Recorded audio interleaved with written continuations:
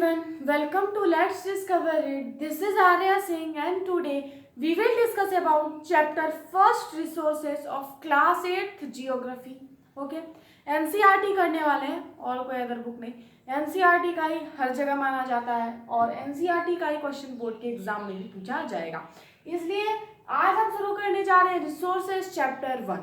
तो रिसोर्सेज क्या है, कितने टाइप्स का होता है, सिंपली ये आपका एक इंट्रोडक्टरी वीडियो लेसन देने वाला है दोस्तों. इस पूरे चैप्टर को यानी इस वीडियो को जरूर देखें क्योंकि विदाउट एबीसीडी आप कोई भी सेंटेंस नहीं वर्ड नहीं बना सकते, फिर आपको सेंटेंस बनाना होता है. तो इंट्रोडक्शन से ही लेकर ये पूरा चैप्टर हम कंप्लीट करने जा रहे हैं. तो अगर ये वीडियो पसंद आए ना तो लाइक कर देना, चैनल पे नए हो तो चैनल को सब्सक्राइब कर देना और अपने फ्रेंड के साथ ये वीडियो को जरूर शेयर करना. Okay, so start our chapter, that is chapter first resources. Chapter से समझो टर्म है ओनली रिसोर्सेज, तो समझना है रिसोर्सेज को. No other word except resources. Resources क्या होता है? अगर मैं पूछूं व्हाट इज रिसोर्सेज, चलो मैं पूछती हूँ रिसोर्सेज किसे कहते हैं बताओ, तो सिंपली बच्चा उठ के बोलेगा मैम संसाधन क्या होता है. रिसोर्स मतलब संसाधन. रिसोर्स मीन्स संसाधन, that is equal to hence proved. ये भी होता है, बिल्कुल राइट, कोई गलत नहीं है. अगर आपके मन में ये सोच आया था तो आप बिल्कुल सही रास्ते पे हो. ओके, लेकिन resources, when I will tell you that please define resources in English word, then you will not able there, and if you able then please in your word own words, not in a book language और other. तो यहाँ पे जो देख रहे हैं simply book language है और जो एक सिंपल सा आपके लिए आंसर होगा व्हाट इज द रिसोर्सेज का, और ये एग्जाम्पल क्वेश्चन है, ये एग्जाम में जरूर पूछा जाएगा, इसलिए इसको याद कर लेना. रिसोर्सेज किसे कहते हैं? एनीथिंग, कुछ भी, anything that can be used to satisfy a human need. Anything, कुछ भी जिसे हम यूज करते हैं अपने नीड को सेटिस्फाई करने के लिए. नीड मतलब जरूरत को पूरा करने के लिए, उसे हम एज अ टर्म क्या बोलेंगे? रिसोर्सेज बोलेंगे. ओके, अब ध्यान देना एक मेरा दूसरे बात पे कि रिसोर्सेज जो होता है उसका एग्जांपल दो. कोई भी चीज, स्मार्टफोन, आप उसमें पढ़ रहे होगे अभी मेरी वीडियो अगर आपके स्मार्टफोन में चल रही है ना, स्मार्टफोन आपके लिए क्या हुआ? रिसोर्सेज हुआ. क्यों?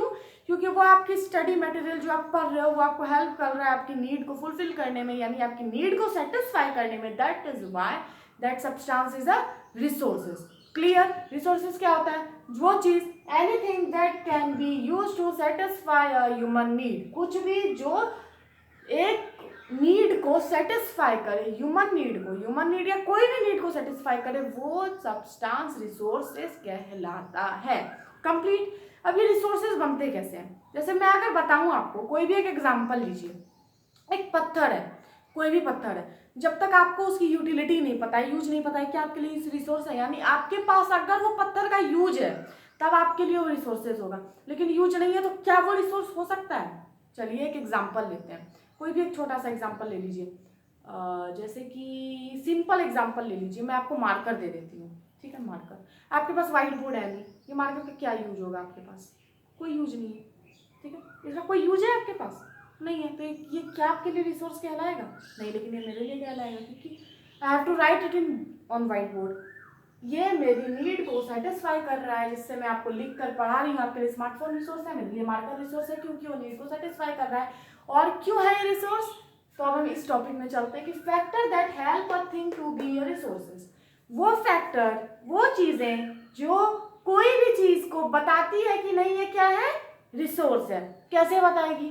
जब उसकी यूटिलिटी होगी, आपके पास यूज होगा. बाय द वे, अगर कोई भी चीज मैं आपको दे दूं, ऐसे सिंपल एग्जांपल लीजिए कोई भी चीज का. जैसे आप इलेक्ट्रिशियन तो हो नहीं, ठीक है, इलेक्ट्रिशियन नहीं हो, मैं आपको टेस्टर दे दूं, बल्ब दे दूं, ये सारी चीजें दे दूं, तो क्या आपका कोई यूज है? नहीं है, उसकी यूटिलिटी नहीं है आपके पास, लेकिन वो रिसोर्स तो है ना. किसके लिए? जिसके पास उसका यूज है. तो वो सब्सटेंस, ये मैं समझाने के लिए बोल रही हूँ, इसे आप एग्जाम्पल एग्जाम में मत लिख देना, मैं समझाने के लिए बोल रही हूँ कि फैक्टर्स, यानी जब वो सारे फैक्टर्स हैं ये जो किसी भी सब्सटेंस को रिसोर्स बनाते हैं. कैसे? अब आप बोलोगे कैसे बनाते हैं रिसोर्स? सोचो, जरा सा सोचो कि जो कोई सब्सटेंस, जैसे रिसोर्सेज है, चीजें हैं, कोई भी सब्सटेंस का एग्जांपल लीजिए, ये रिसोर्स, उसकी यूटिलिटी यानी हाउ टू यूज दैट, ये इसको क्या बनाता है? रिसोर्स बनाता है। उसकी यूटिलिटी या फिर उसका यूज क्या होता है, उसे रिसोर्स बनाता है। और उसका यूज जो होता है, कोई भी चीज़ का यूज होता है ना, जैसे देखिए मैंने आपको बताया कोई भी चीज़ का यूज होगा आपके पास, जब यूज होगा तो आपको नीड होगी, और जब तक आपको नीड नहीं होगी तब तक आपके लिए वो रिसोर्स कैसे कहलाएगा। यूज करिएगा, ठीक है, यूज करने के लिए नीड होनी चाहिए, आपको नीड है तो आप यूज करिएगा तो क्या होगा, आपका एक फैक्टर हो जाएगा ये रिसोर्सेज का। तो यूटिलिटी और इट्स यूज, यूटिलिटी भी और इसका यूज भी क्या होता है, ये दो चीज पहला ऐसा है, यूटिलिटी और इट्स यूज, यानी यूटिलिटी को ही हम इसका यूज बोलते हैं।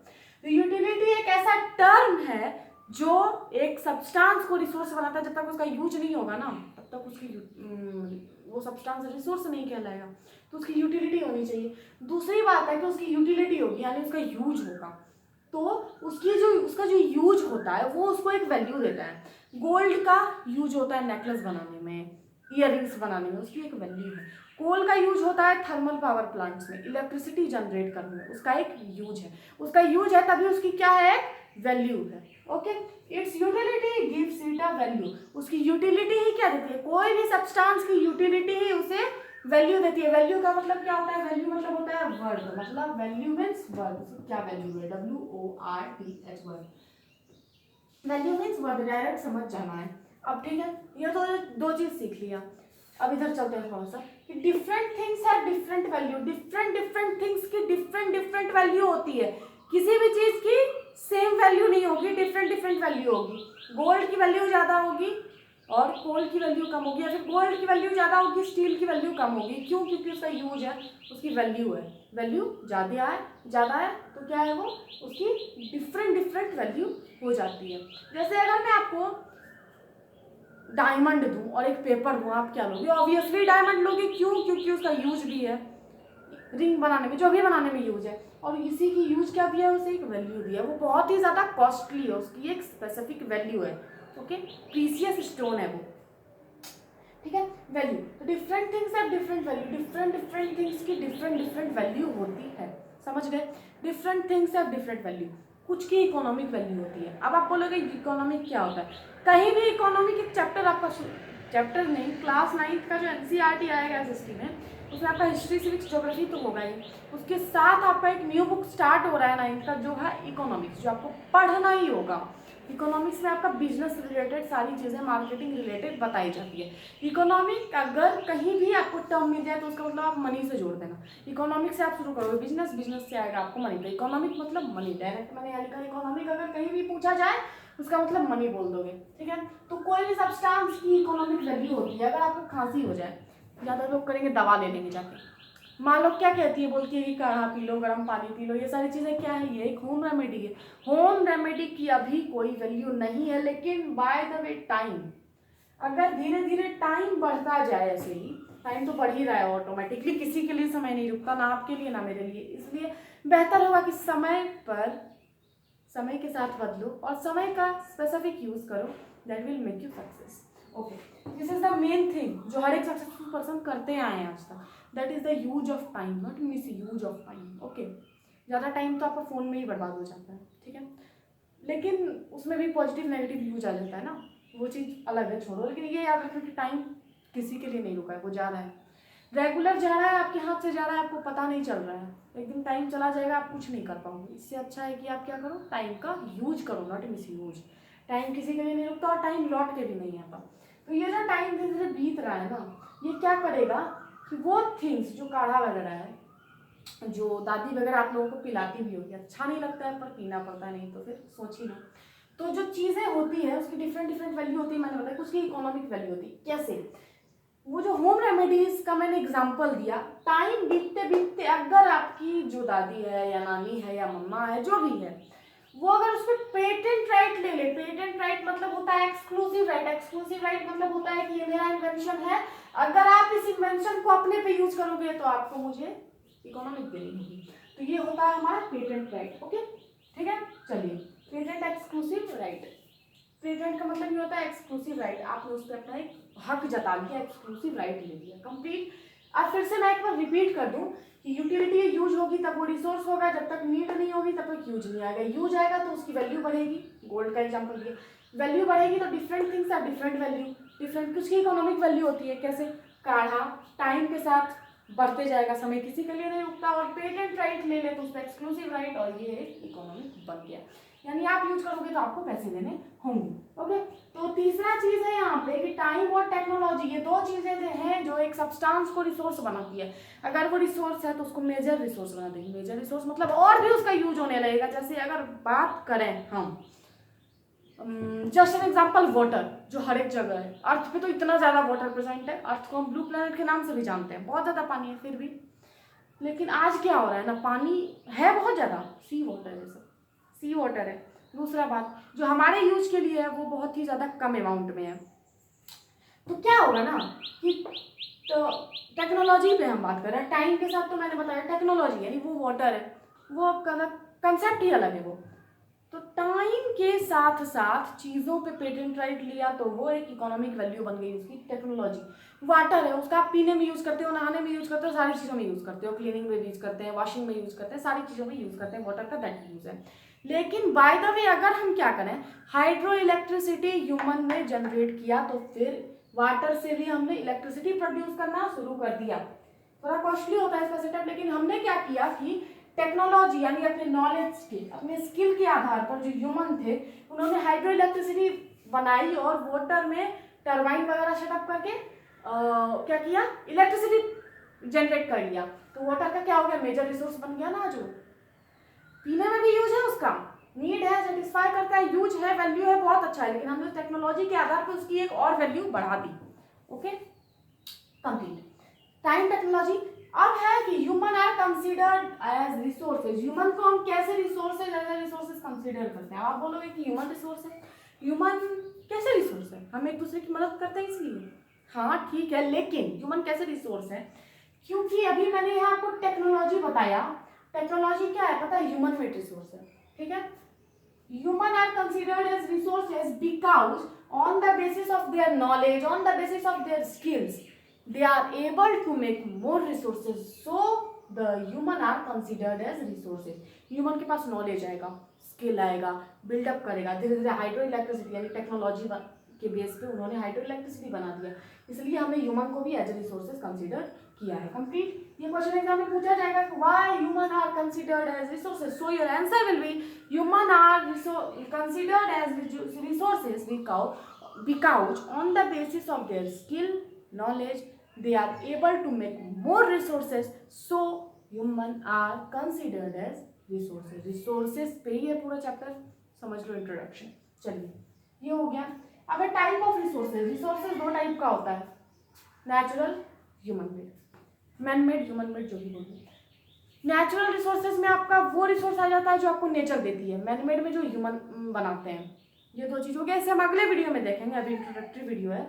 हो गया natural resources, human made resources, man made है। मैन मेड रिसोर्स का ही टाइप है ह्यूमन मेड, जो ह्यूमन बनाते हैं उसी को मैन मेड बोलते हैं। ये दोनों तो बच्चे से ही पढ़ते आ रहे हो। लेकिन जो नेचुरल रिसोर्स है, नेचुरल रिसोर्स आपका दो पार्ट में क्लासिफाई हो जाता है, जो होता है रिन्यूएबल, रिन्यूएबल और non renewable. Renewable resource shortcut में मैं बता देती हूँ, रिन्यूएबल रिसोर्सेज उसको कहते हैं जिनका लिमिट स्टॉक होता है, यानी उसका स्टॉक लिमिट होता है। अगर वो एक बार खत्म हो जाए, एग्जॉस्ट हो जाए ना, तो उसे थाउजेंड नहीं, मैं थाउजेंड्स बोल रही हूँ, थाउजेंड्स ऑफ ईयर लग जाएगा बनने में। कोल उसका एक लिमिट स्टॉक है, कितना ज्यादा टाइम लग जाता है बनने में, एक बार अगर हो गया ना तो फ्यूचर के लिए कुछ बचेगा ही नहीं। कैसे वो जिएंगे, मतलब सोच ही लो। फॉसिल फ्यूल वगैरह जो है वो नॉन रिन्यूएबल रिसोर्स में आता है, not non renewable. Non renewable में वो रिसोर्स आ जाता है जिसकी जो क्वांटिटी है ना वो एग्जॉस्ट नहीं होगी हमारी। जैसे सनलाइट आप कितना भी यूज कर रहे हो, सोलर एनर्जी यूज हो रहा है, आप धूप सेक रहे हो, कपड़े सुखा रहे हो, कोई भी चीज सूखने में हेल्प कर रहे हैं, यहाँ तक कि सन का और भी यूज है। सनलाइट को हम कितना भी यूज कर रहे हैं, क्या वो खत्म हो रहा है? नहीं। एयर को, एयर कितना आदमी से ब्रीथ ले रहा है, एयर से विंड पावर मिल चल रहा है, एयर आप ले रहे हो, सब जगह एयर है, हर एक जगह, कहीं भी वैक्यूम नहीं है, हर जगह एयर है। एयर आप इतना ज्यादा यूज कर रहे हो, क्या वो खत्म हो रही है? नहीं खत्म हो रही है ना, उसे आए कहेंगे हम नॉन रिन्यूएबल रिसोर्सेज में। Okay, complete. तो ये मैंने एक छोटा सा आपको दे दिया इंट्रोडक्शन, जो अगले वीडियो में भी पढ़ेंगे इसके बारे में और डिटेल से। चलिए, तो अब ये तो टॉपिक हो गया, ये यहाँ तक जो हमने देखा कि human are also considered as resources के ऊपर तक, ये टाइम और टेक्नोलॉजी, ये था आपका इंट्रोडक्शन में ही। और ये सारी चीजें जो हम अगले वीडियो में पढ़ने वाले हैं, जो है human are considered as resources why, इसके बारे में भी और डिटेल में पढ़ेंगे, टाइप ऑफ रिसोर्सेज के बारे में। और इसी चीज के साथ रिसोर्सेज, ये वाला रिन्यूएबल रिसोर्सेज को और रिसोर्स कंजर्वेशन को करिए कनेक्ट और समझिए कि रिसोर्स कंजर्वेशन हम किसे कहते हैं, यानी रिसोर्स कंजर्वेशन को देखते हैं अगले वीडियो में, जिसमें हम सस्टेनेबल डेवलपमेंट को भी इंक्लूड करके देखेंगे। और उसी के साथ मैं आपको बताने वाली हूँ 3R स्ट्रेटेजी, जिसके साथ आप अपने नेचर को हेल्दी रख सकते हो। तो कंप्लीट हो गया ये वीडियो, आशा करती हूँ समझ में आया होगा। From this side Arya Singh, thank you.